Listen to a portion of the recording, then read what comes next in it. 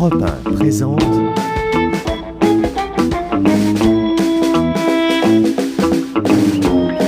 Petit Stream entre amis. Bonsoir, Petit Stream entre amis reçoit Tonight un homme seul, un garçon qui a choisi la traversée du désert perpétuel, un député à l'ADN gaulo-gaulliste, il fait déjà la grimace. Le maire d'hier, j'ai pas dit le maire d'hier, mais le maire d'hier en Essonne, Nicolas Dupont-Aignan, sans la liaison, il y tient, président du parti du Rassemblement Debout la République. Bonsoir Nicolas Dupont-Aignan. Bonsoir. Ça va ? Très bien. Vous êtes content d'être là ? Très heureux. Vous êtes le 3e de la liste. Alors vous êtes fan de techno, vous tweetez, vous bloguez, vous facebookez, évidemment vous politiquez, c'est aussi pour ça qu'on vous a invité avec moi pour vous interroger ce soir Emery de l'IG du blog Chose Vue. Salut Emery. Bonsoir à tous. Et Philippe Cohen, patron de Marianne2.fr. Bonsoir. Que je suis ravi de retrouver ici. Je ne vais pas cacher mon bonheur. Nicolas Dupont-Aignan, on a une question rituelle pour démarrer cette émission, qui nous fatigue pas trop d'ailleurs. C'est quelle est la question qu'on vous a le plus posée ces 15 derniers jours? Si on avait une qui revenait sans arrêt. Ça, c'est une colle. On vous invite pas assez, c'est pour ça. Oui, je suis pas assez invité. Mais la question... Bah alors écoutez. Bah écoutez, si vous trouvez pas, on passe à la suivante. Non, on passe à autre chose. C'est pas que d'habitude vous avez des questions plus précises. Alors j'en ai une plus précise sur l'actu du jour. Oui. Un mot sur Obama. Est-ce que vous êtes plutôt républicain ou démocrate et est-ce que le résultat de cette nuit vous chagrine ou vous rend heureux? C'est pas la question. C'est pas la question, comme d'habitude. Non, ce que je veux dire par là, c'est pour moi Obama a déçu. Pas parce que Obama n'a pas fait obligatoirement ce qu'il avait dit, c'est parce que le peuple américain, comme tous les peuples aujourd'hui, affronte une crise terrible et qu'Obama finalement a représenté un espoir considérable, mais qu'il y a plus de chômage et qu'Obama n'a pas osé rompre avec le système mondialiste. En fait, aujourd'hui, le vrai conflit, mais c'est il est entre... non plus. Ah bon, ça c'est clair, ils en étaient les purs produits. Mais Obama a été élu contre cela. Et en fait, Obama n'a pas osé rompre. Et comme il n'a pas osé rompre, les États-Unis vivent une crise industrielle, une crise de chômage de masse terrible. Vous étiez plutôt Obama ou plutôt McCain? Plutôt Obama, mais la question n'est pas là. C'est votre côté sympa, ça? Non, c'est pas la question. C'est votre côté sympa de droit. C'est pas la question sympa. George Bush était pathétique, donc il y a eu des discours d'Obama qui sont intéressants. Pour autant, la vraie question, c'est pas de faire des discours. C'est de faire le choix des peuples et pas celui de l'oligarchie mondiale. Or, Obama a fait le choix, par son absence de choix, de l'oligarchie mondiale. Et c'est le peuple américain qui trinque. Philippe Cohen, Marianne. Il y a une expression qui m'a titillé l'oreille. Vous avez dit système mondialiste. Ça, oui. À ma connaissance, il n'y a qu'un autre homme, ou plutôt en l'occurrence femme politique, qui emploie ce mot, c'est Marine Le Pen. Je l'ai employé avant elle, et depuis très longtemps, puisque je l'employais avec Philippe Séguin quand on combattait le traité de Maastricht. Et on disait que ce système d'abolition de toutes les frontières, de négation des différences, du règne de l'argent roi, puisque l'argent roi, s'il règne, bref, ce système était en train de tuer les peuples et leur liberté, et les individus. Donc... voilà, si Madame Le Pen le reprend à sa sauce, c'est son choix. Moi, j'ai pas changé d'avis là-dessus. Je combats, reconnaissez-le, sur la même ligne depuis un certain temps. Il y en a qui parlent de mondialisation libérale et d'autres de mondialisme. Oui. Est-ce que pour vous c'est pareil, quoi? C'est pareil. Ce sont des égards de jeune fille. Là, pour le coup, c'est la même chose. C'est plus une jeune fille, Marine Le Pen. Non, je parlais de Philippe Cohen. Pardon. Ne rougissez pas. Non, ce que je veux dire, c'est que le choix, on le voit bien. Le système n'entend pas les signaux d'alerte. Voilà. Les peuples n'en peuvent plus, ils sont essorés, et la caste, l'oligarchie mondiale, continue, et même pire, maintenant veut porter atteinte aux libertés des peuples. Et donc, on voit bien ce qui est en train de se produire, c'est-à-dire une montée d'un conflit terrible. Le conflit qu'il y a eu en 1789 au niveau national entre le peuple et la noblesse, eh bien, vous avez ce même conflit au niveau mondial en ce moment. Alors et justement, on ne le voit pas assez. Justement, et donc, moi, je pense être plutôt du côté des peuples. Alors justement, français, mais aussi des autres, qui sont essorés par ce système. En vous annonçant ici sur Twitter, puisque vous en avez pris l'initiative, et tant mieux, vous avez dit ce soir, je vous parlerai de nation et je vous dirai en quoi et combien cette idée est révolutionnaire. Emery. Et moi, j'adorerais que vous me fassiez vibrer sur le mot nation. Alors, si vous pouvez me faire vibrer juste 5 minutes, puisqu'il paraît que vous êtes gaulliste, alors normalement, on devrait avoir de l'emphase. Vous avez 4 minutes pour nous faire vibrer avec la nation. La nation, c'est la démocratie. puisque la démocratie ne s'exerce Là, je vibre pas. que dans le cadre, bah oui, mais c'est quand même important, je vais revenir dessus, D'accord. que dans le cadre national. La démocratie, c'est la liberté. C'est le droit des peuples à disposer d'eux-mêmes. Donc, est-ce que le peuple français veut encore disposer de lui-même? Est-ce qu'il veut être un esclave de la mondialisation ou est-ce qu'il veut être maître de ses choix? Est-ce que vos enfants vont être gardiens de chambre d'hôte, gardiens de zoo, gardiens de musée, c'est très respectable, ou est-ce qu'ils vont conquérir le 21e siècle? C'est ça la réalité. Est-ce qu'on va accueillir le président chinois demain en nouvel esclave, comme on en a accueilli d'autres que visitaient notre pays, ou est-ce qu'au contraire on est un pays maître de ses choix, de son destin? Ah, vous nous qui a voyez envie- carrément en principauté touristique de la Chine. Mais c'est pas de la Chine seulement. On devient une principauté touristique, c'est un beau terme, un musée. Et quand on est dans un musée, ben on est mort. Alors ça, Moi, je veux un peuple français vivant, et je pense que notre pays a plein d'atouts, et que nos jeunes, notamment la jeunesse française, n'est pas condamnée à avoir un destin médiocre. Ça, c'est le constat. Et les solutions? Ah bah, les solutions, c'est de reprendre en main notre destin.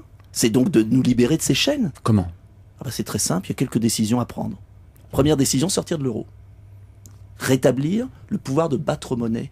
Ne pas donner des intérêts d'emprunt qui tuent nos budgets à des banques, alors même qu'il suffit que la Banque centrale finance les investissements publics. Révolutionnaire. Jefferson et d'autres le disaient. Il disait quoi, Jefferson ou Lincoln? Il disait un pouvoir, une nation qui abandonne à ses banquiers la création monétaire n'est plus une démocratie. Mais nous, on a perdu le fil. Rétablir nos frontières, non pas pour se fermer, se barricader, pour simplement filtrer, choisir, éviter le nouvel esclavage humain. C'est quand même pas négligeable. Investir dans la science massivement, c'est-à-dire se dire qu'on va investir dans les capacités technologiques pour que finalement tous les produits que vont consommer nos enfants ne soient pas pensés et produits ailleurs qu'en Europe. Mais c'est le projet européen qui l'a transposé à une échelle plus large, non? Le projet européen, il n'a rien transposé du tout. Il suicide le continent. Mais il y a Il en fait un pays de rentiers, un peuple de rentiers qui va être esclave des autres. Dans votre démonstration, il y a deux choses que je comprends pas. Un, Oui. comment est-ce que techniquement on sort de l'euro? Vous allez nous l'expliquer. Et deux, aujourd'hui, l'Europe représente à peu près 30 à 35% de la valeur économique mondiale. En 2050, les meilleures projections seront de 9%. Et c'est l'ensemble de l'Europe. Et vous voulez nous réduire à encore plus petit? Mais non. Ça sera sûr, ça sera peut-être 2% Même vu la pas. politique qui est menée par l'Europe, de désarmement économique total. Alors ça, c'est clair, de soumission totale. Mais moi, je vais pas dissoudre l'Europe. L'Europe, elle existe toujours. L'Europe, c'est l'addition de nations fortes qui ont une stratégie, qui investissent dans l'avenir. C'est tout. Je suis hostile, radicalement hostile, à l'organisation. C'est pas à l'Europe. L'organisation tyrannique, illégitime, non démocratique, au service d'oligarchie qui a été mis en place par ces différents traités et dont on voit le vrai visage. Mais l'Europe n'a rien à voir avec ça. Donc, au contraire, si l'Europe veut vivre demain et être un acteur du monde, parce que le monde, il est tel qu'il est, il faut qu'au contraire, les nations retrouvent leur liberté de manœuvre et coopèrent entre elles. Alors C'est justement, simple. C'est limpide. Justement, Ça il y a veut des dire gens- reprendre en main nos monnaies, cela veut dire savoir qui rentre sur notre sol, savoir donner un avenir à notre jeunesse, de l'emploi, de la sécurité, des choses très simples, et ne pas être le dindon de la farce, par exemple, de la guerre monétaire. Oui, mais vous n'avez pas répondu sur ma question sur comment on sort de l'euro. Oh, bah, comme on y est entré, c'est pas plus compliqué. Il y a plein de monnaies qui ont disparu quand elles ne pouvaient pas fonctionner. D'ailleurs, la Grèce va sortir dans les 2 ans qui viennent, va commencer, après ce sera Vous avez une boule de l'Espagne. cristal? Mais non, je regarde les faits.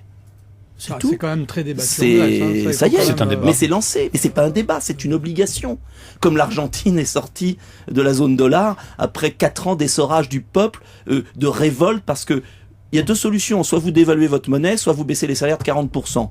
Eh ben, faites baisser les salaires de 40% des Français, des Espagnols, des Italiens, et revenez me voir. Donc ça se fera. Le tout est de le faire dans l'ordre, dans la sérénité, avec une monnaie commune, pourquoi pas, avec nos amis anglais d'ailleurs, qui pourraient en faire partie. Moi, je ne suis pas pour détruire, je suis pour qu'on sorte de cette prison. Parce que si on continue comme ça, on aura des révoltes populaires légitimes. Parce qu'on ne peut pas accepter de vivre dans le chômage de masse, dans les petits boulots, dans la misère. Les peuples ne l'accepteront pas, ils auront raison.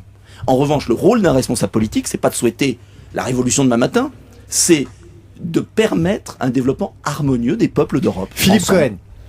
Oui, vous avez évoqué le protectionnisme, et même parmi les gens qui pensent que c'est en effet une solution, il y a au fond un clivage entre deux options.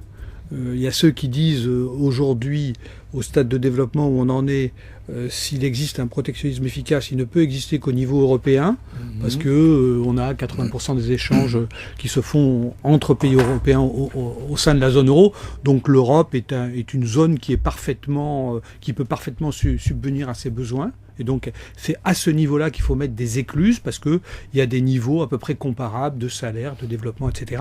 Et il y a ceux qui disent, puisque de toute façon, ça n'est pas jouable apparemment au niveau européen, parce que les Allemands sont pas tellement dans cette logique, ou les autres non plus d'ailleurs, eh bien, on ne peut le faire qu'au niveau français. Vous appartenez auquel de camp, finalement? L'idéal serait une protection sélective au niveau européen, c'est-à-dire des écluses sociales et environnementales, parce que tout le monde sait bien qu'on ne peut pas mettre en concurrence durable des pays où il y a l'esclavage humain comme en Chine. L'esclavage humain, il faut voir les usines, j'ai été voir, des usines avec des miradors, des dortoirs, une police privée. Voilà, si c'est le modèle que veulent nos chères élites, très bien, continue comme ça. Moi je pense que pour éviter que nos entreprises aillent produire dans ces camps, j'appelle ça des camps, il vaut mieux être une écluse sociale. Je le dis depuis des années, au début on m'a traité de fou. Il y a eu un prix Nobel Maurice Allais que personne n'a voulu inviter nulle part, qui a été pestiféré, qui l'a dit. On a fait quasiment des obsèques nationales pour Maurice Allais en disant que c'était un génie. C'est dommage, il est mort, si on l'avait écouté avant. Donc je dis simplement qu'il y a un protectionnisme sélectif, parce que la mondialisation sans aucune barrière, sans aucun filtre, aboutit à une catastrophe sociale. À la fois dans les pays émergents, où on les maintient à l'état d'esclaves alors qu'il faudrait développer la consommation intérieure en Chine. Vous avez écrit d'ailleurs, je crois, un livre intéressant là-dessus. Et puis, les États-Unis et l'Europe qui n'ont pas le droit de laisser leur peuple devenir aussi misérable que les plus misérables des pays émergents. Nicolas D'ailleurs, les Dupont-Aignan. États-Unis vont y venir parce qu'il y a encore un vieux réflexe et ils vont pas accepter de se faire tondre éternellement. Nicolas Dupont-Aignan, sur Facebook, on a David du blog Reversus qui suit particulièrement les questions notamment liées à la souveraineté nationale. Il nous écrit: protectionnisme économique, politique, interventionniste, votre programme ressemble de plus en plus à celui de Jean-Luc Mélenchon. C'est là qu'on aborde la partie politique de notre entretien.